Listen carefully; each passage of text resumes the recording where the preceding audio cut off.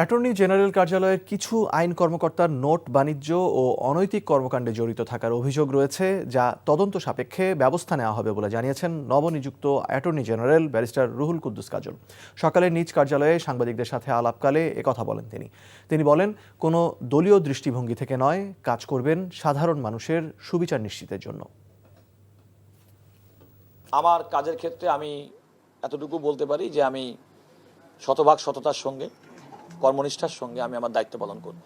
আইনজীবীদের মধ্যে আমাদের অ্যাটর্নি জেনারেল অফিস সম্পর্কে একটা নোট বাণিজ্যের অভিযোগ আছে এবং এই কথা এখানে অত্যন্ত ট্রান্সপারেন্টলি কোনো কাজ হবে।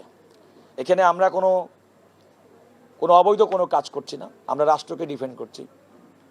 কারণ এই নোট বাণিজ্যের অভিযোগে আমাদের অনেক আইন কর্মকর্তার বিরুদ্ধে পিক অ্যান্ড চুজের অভিযোগ আছে, যেমন তেমনি কিছু অনৈতিক লেনদেনের অভিযোগ আছে এবং আমরা কিছু ব্যক্তিকে এরকম সন্দেহের তালিকায় রেখেছি যারা এগুলোর মধ্যে ইনভলভ।